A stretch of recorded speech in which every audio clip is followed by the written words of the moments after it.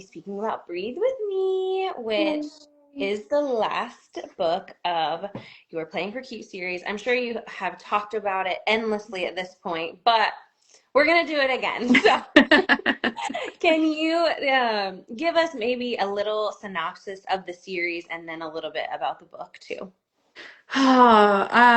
Okay. I should preface this by saying the hardest part of writing is writing a synopsis. I could write the whole 150,000 word manuscript, and then someone's like, give me a 200 word synopsis. And I'm like, all right, I'll see you in 2 to 3 months. Um, I don't know. For the series, I just feel like we're getting those like arrogant hotshot hockey players who are secret teddy bears and getting finding the women that bring them to their knees.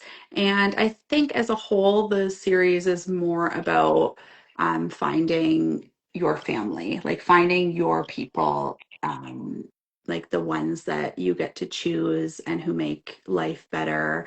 And like I know they're all romances, but I just feel like there's so much more than that, and the series as a whole is about yeah, finding the people that kind of make the world go around. That's so cheesy.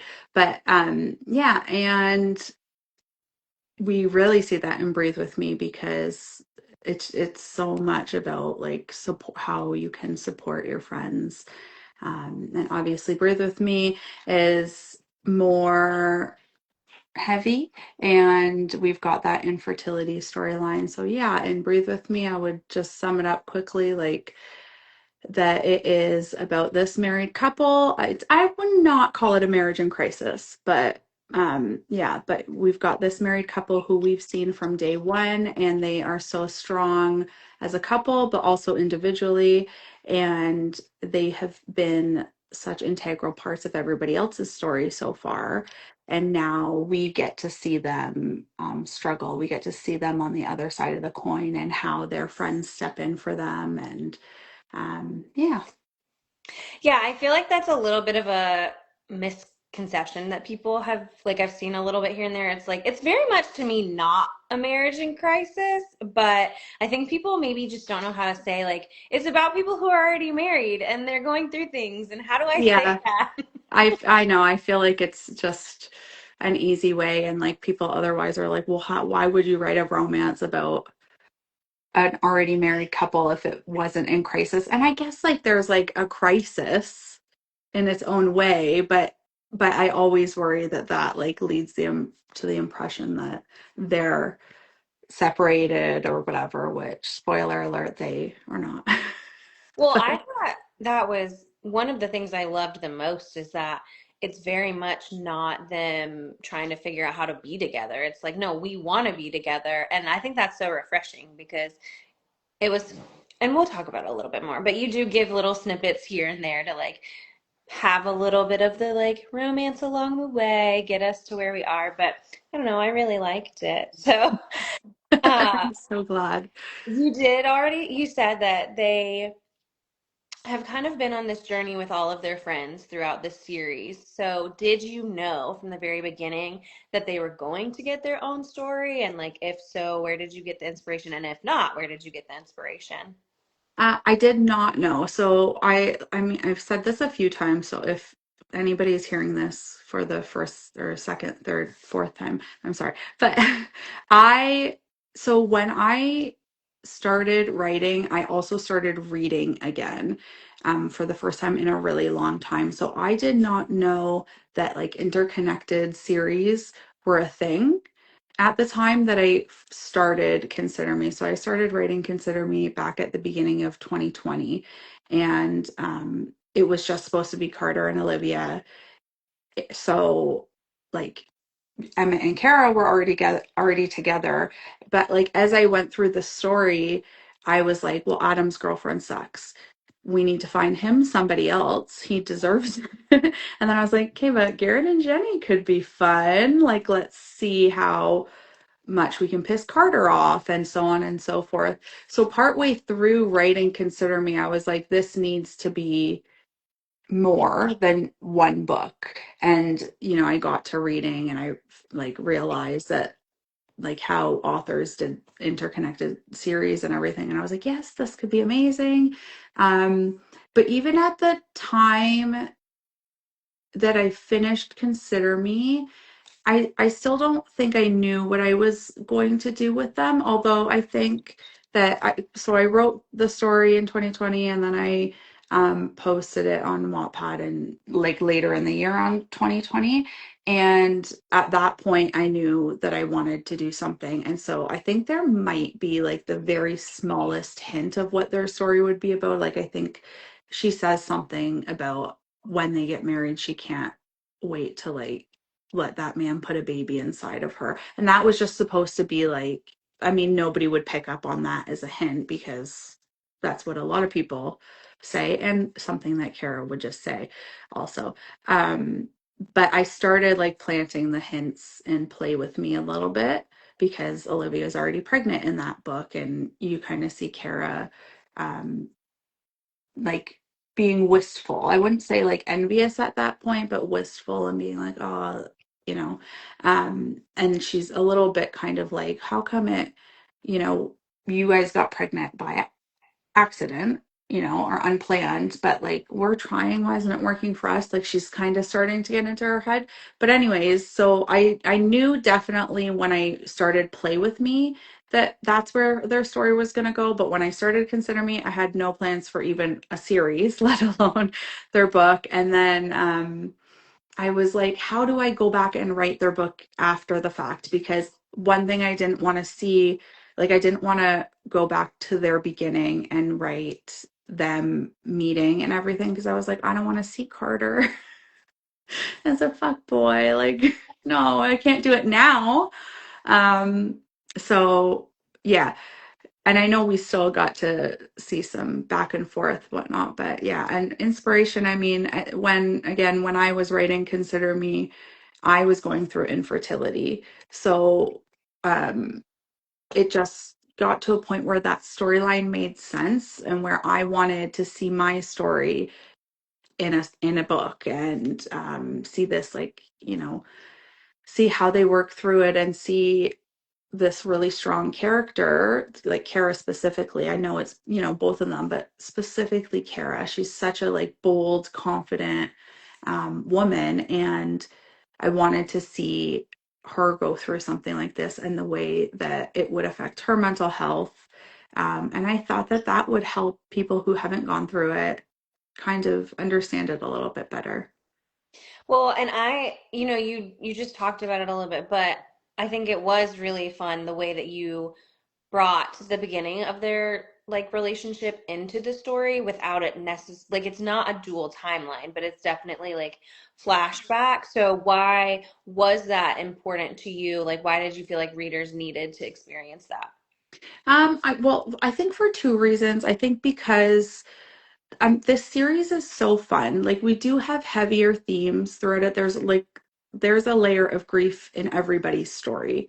Um, and I would say they maybe get a little bit heavier as you go through the series. Um, there's a lot of like the mental health bits and whatnot.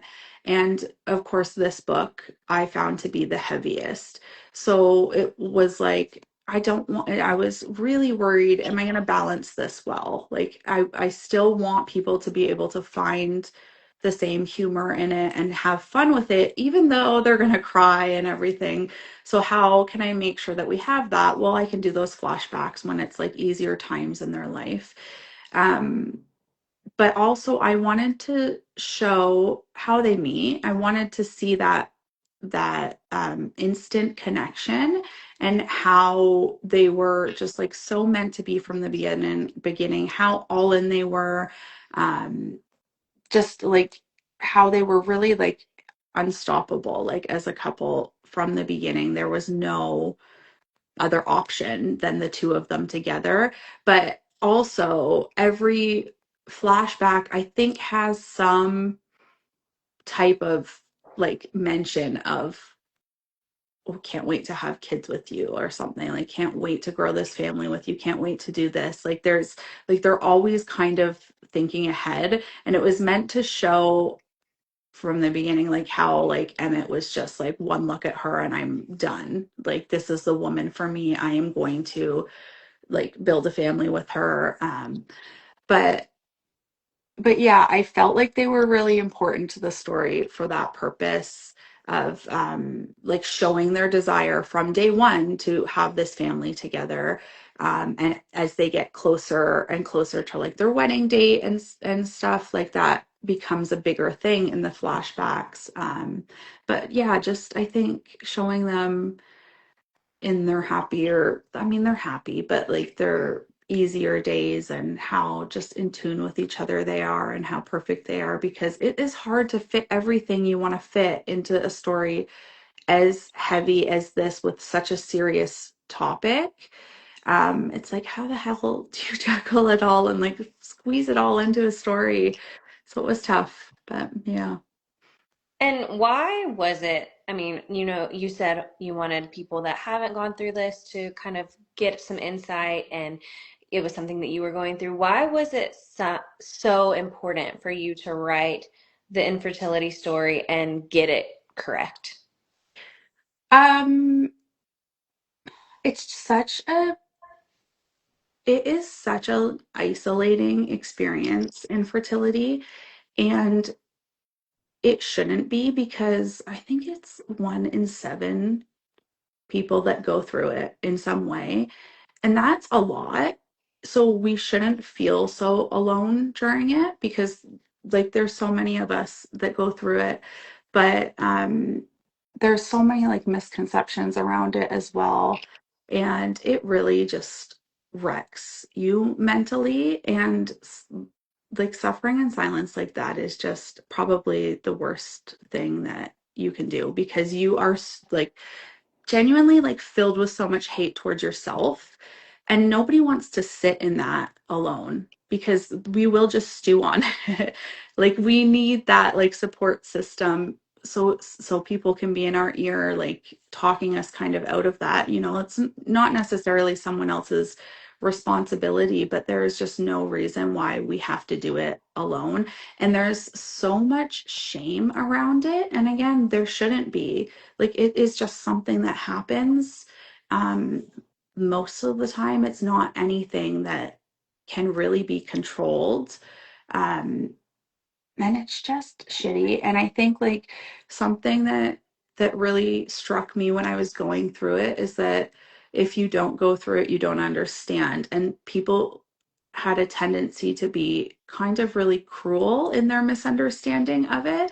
And this sounds so simple, but like you'd be on like a kind of an infertility support page or something on Instagram and see somebody talking about how she's skipping a baby shower because she's gone to 8 this year, and she just can't do it anymore. Mentally she's just not handling it well, and but she feels so bad because it's this person who's important to her, and how does she explain that she's so happy for this person but just sad for herself? And you get the random people who've come across this video, and the comments are just horrible, tearing them apart, being like, oh my God, ew, like, why are you so jealous? And like, you should just be happy. And it's like, how do you explain this to somebody who hasn't gone through it? Like, it is so much more than that. It like, and we hate those parts of ourselves. We don't want to be jealous. We don't like, we just want to be happy for our friends and our families that get to experience it. We're just sad that we are not getting to experience it as well. And I just wanted to try my best to show it in a way that, number one, would help other people who were going through it feel seen and heard, and just all the accuracy is so important. I have seen it done sometimes where it's like just so briefly mentioned, and it's like that in itself is such an injustice, because if there is not like an extreme focus on mental health, it's not accurate in any way. And um and it just like kind of undermines the whole experience. But also, yeah, writing it in a way that would I hope, help people who won't go through it understand, because you will have somebody in your life that you love that will go through it. And I mean, it's been so like beautiful for me because I have like people reach out to me and be like, I haven't gone through it, but now like I can be a better support to my sister or my best friend because they are going through it. And it just like, yeah, I don't wanna, I'm gonna cry, but yeah. No, I love that. I think it's so beautiful. It's such a growth like opportunity. I think that's such a gift with this book is because we do get used to jumping into romances and looking for the feel good, but I think Yeah. it's such a surprising like, hey, I'm really like learning. And I'm saying that like you don't learn in every book you read. You do, but this one especially hits differently because you really do. You learn so much about like approaching people you love or how to maybe be kinder to yourself. And I think you just did such a beautiful job with it that I haven't seen done before, specifically like regarding that struggle. Thank Um, you. That means a lot to me. I'm getting goosebumps. Oh, well, I'm glad that it is rewarding for you, but also for so many people too, you know, like Yeah. It's truly like such a full like 360 for me because like I started writing for like the healing around like my grief, with my brother passing away, but also from my grief from my infertility. And so to have this just be so healing for the people reading it. I'm like, well, that's why I started writing. That's why I wrote this book specifically. And I found so much healing in my process, in my books, in this book. And so other people finding it too is just like, I honestly, I wish I could put words to it, but I can't. I've spent the last like 3 months in tears ever since like ARC reviews started coming in. It's been really amazing. and this is why I will always stand up for romance and romance readers because people can say what they want, but there's so much to it, and this is a perfect example. Yeah. I know. It's not just sex. No.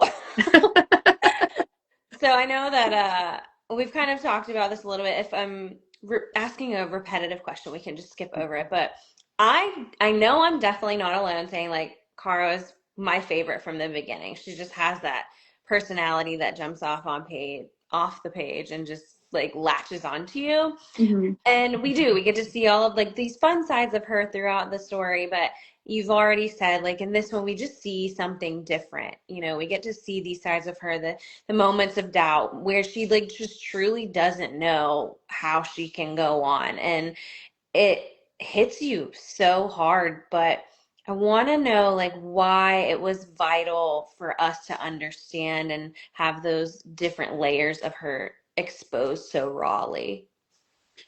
I mean, I think she was just the perfect character for this because everybody did love her for exactly what you're saying. Sorry, I have my computer screen on in the background, and every time it goes black, it just distracts me that the color is changing. No, that's fine. But yeah, like everybody loves her for that reason. She's so bold, she's so confident, she loves herself like through and through. Throughout this series there is nobody who loves her as much as she loves herself, which is, how it should be. Like, people are always like in the comments being like, I want to be Kara when I grow up, and then they'll be like in brackets, I'm 40. Like, and I'm like, yes, but it's so true. Like, I want to be Kara when I grow up. I'm grown up and I made her and I want to be her. Like, but and that was like a worry of mine when writing this story was, are people going to be like, this is not the Kara that we've gotten to know over the series? Um, and I think I struggled a lot with that. Like, it made it harder for me to write the book because I was so worried about that. But I think it just goes to show, I mean, this is all why it's so important and why she was the perfect character, because you have to understand how infertility can just completely wreck you. Like, it doesn't matter who you are or what, like, you're so lucky to have this life or this lifestyle or these people, whatever.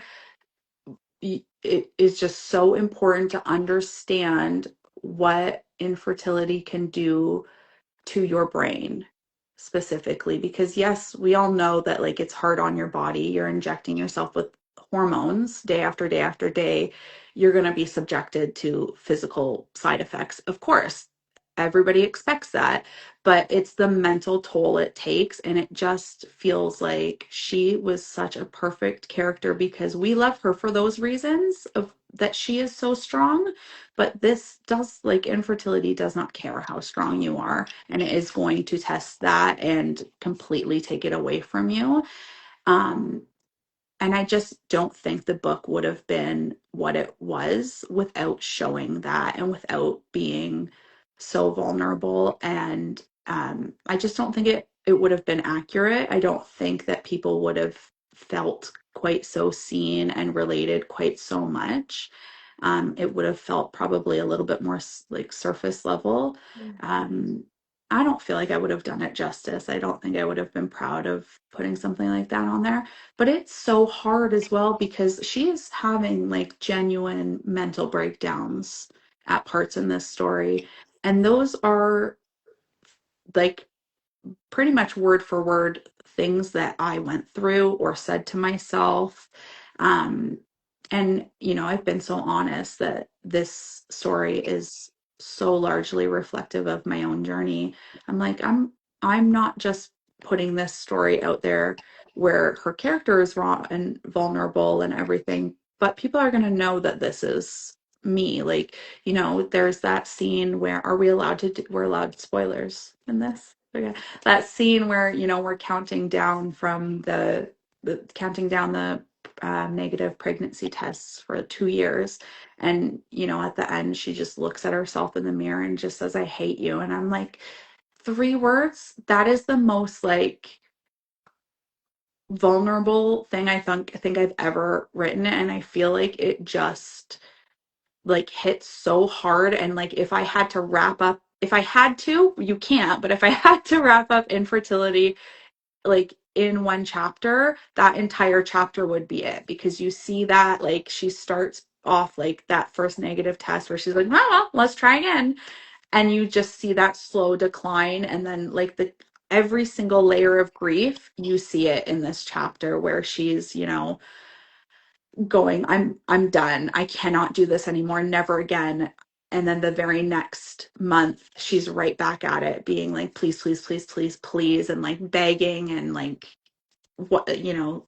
Oh, so I just feel like that, like the raw scenes, like all those layers, I think are what make this story so like real and relatable. And I think that is what's contributing to people who haven't gone through this actually understanding and gaining that, you know, new empathy and insight into it.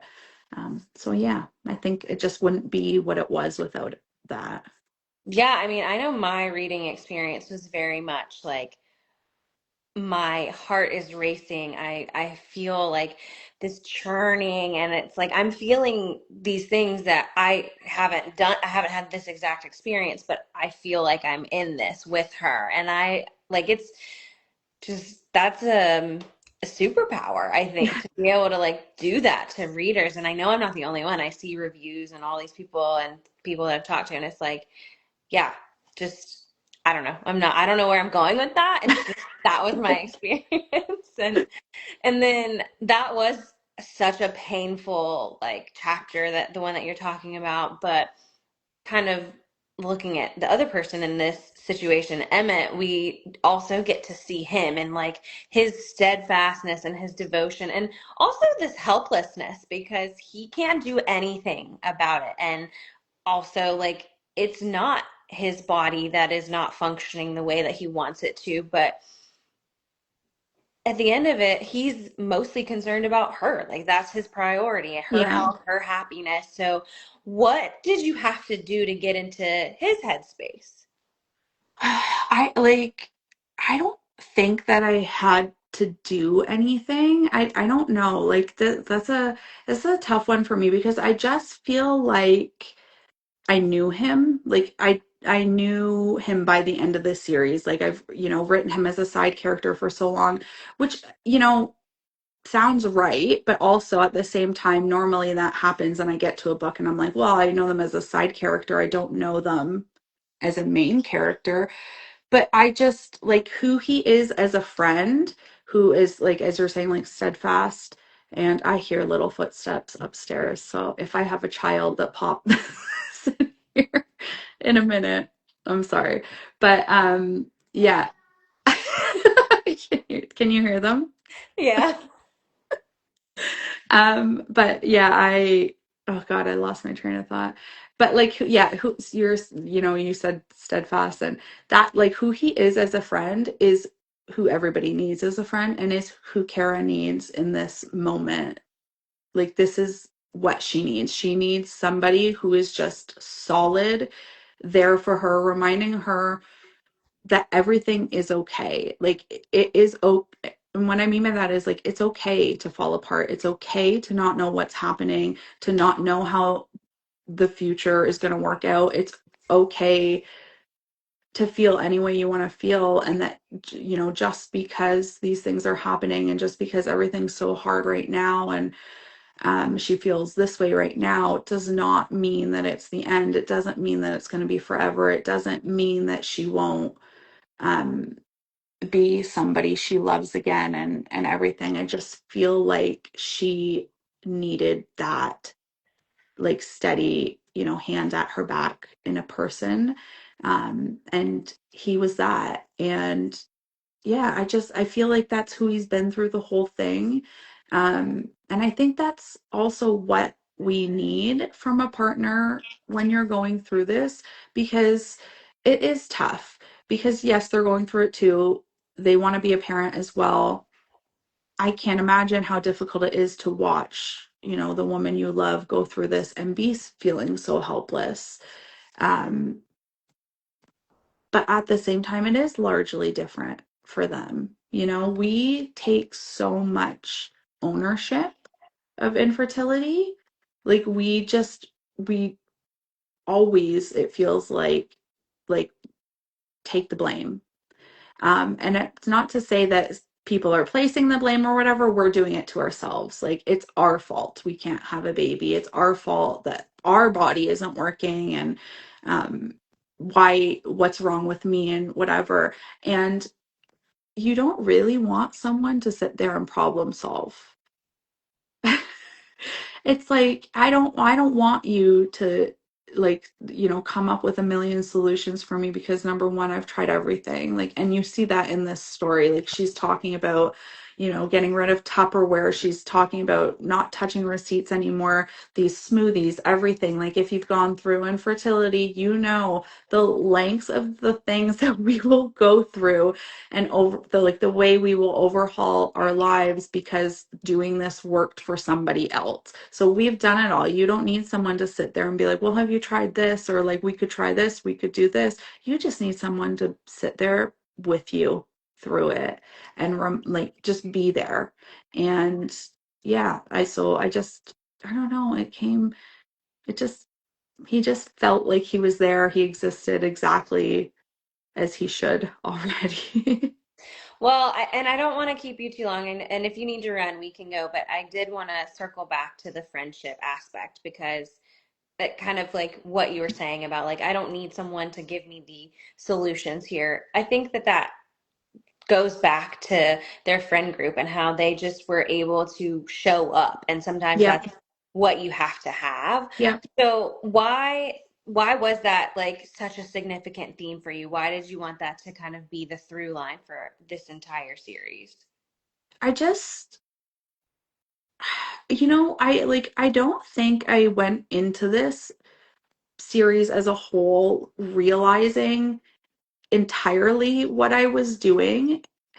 Like, I don't think I went in with this plan that, like, I'm going to do this found family and I'm going to do it this way, and I'm going to, like, I think it just, like, kind of naturally happened. But when I look back on it, and obviously as I got going, then, figured out what I was doing and stuff. But I think it's just that, like, for me, where my writing comes from a place of managing my own mental health and how alone I felt in my grief, for all the things that I was going through, um, was that I didn't want to do any of it alone.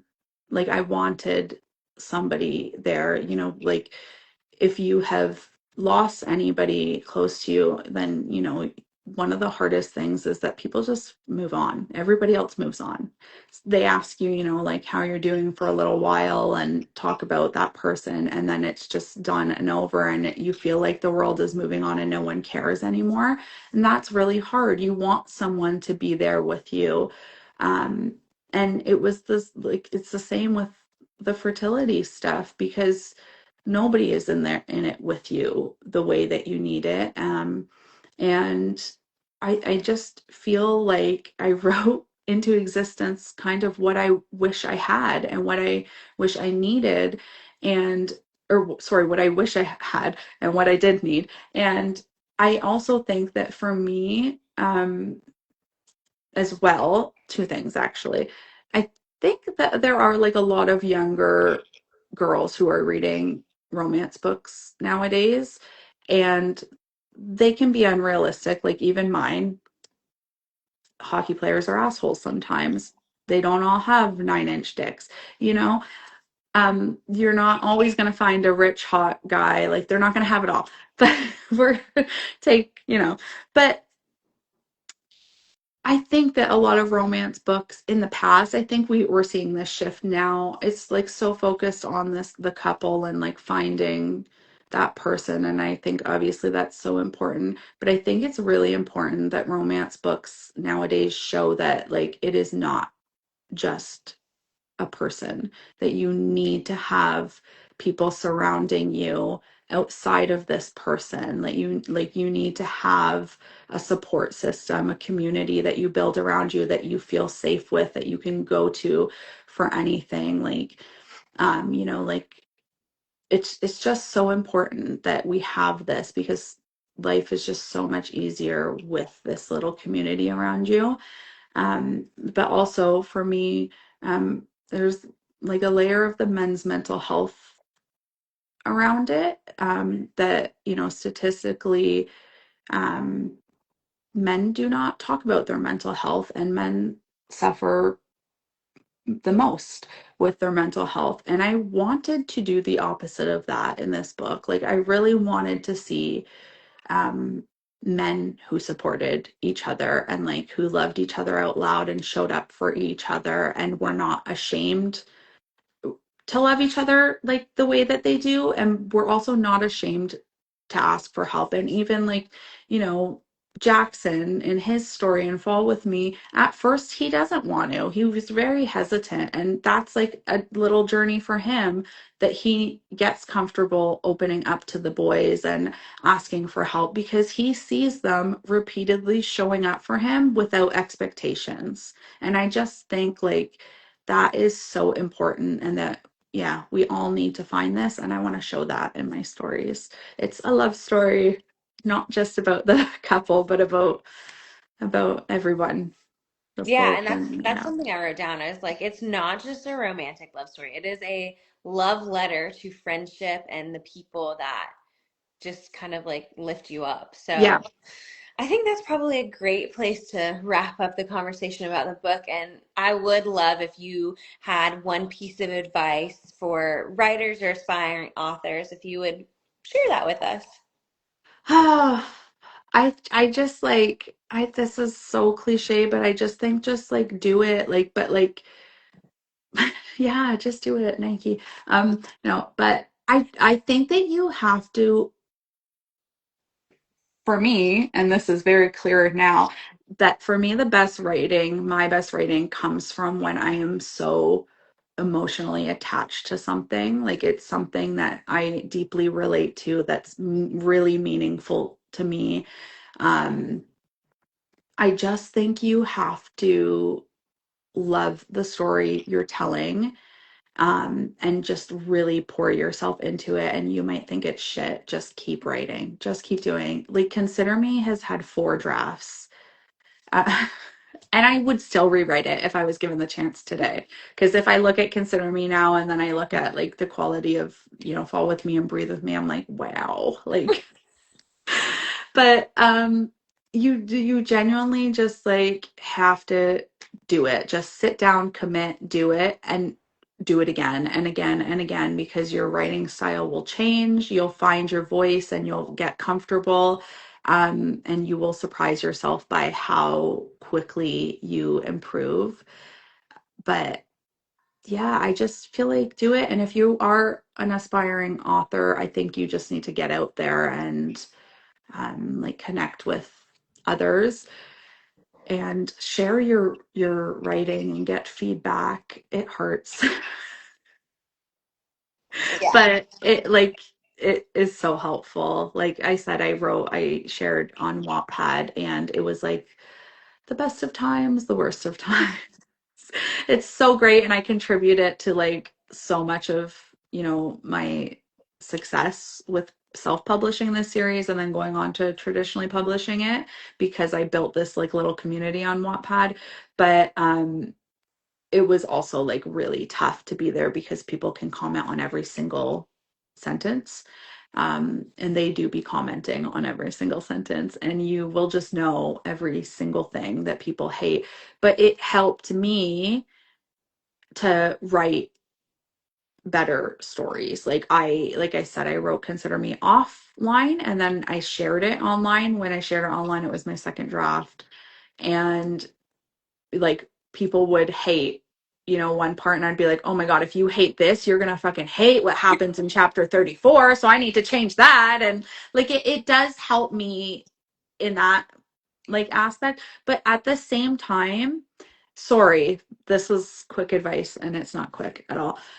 Write for yourself. Don't write for other people, because you won't be all in and you won't be as happy as you could be if you were writing to please other people instead of writing the story you want to see. Like there's always those reviews you get every once in a while where it's like, well, I thought this story was going to be about this and it wasn't, and I'm disappointed.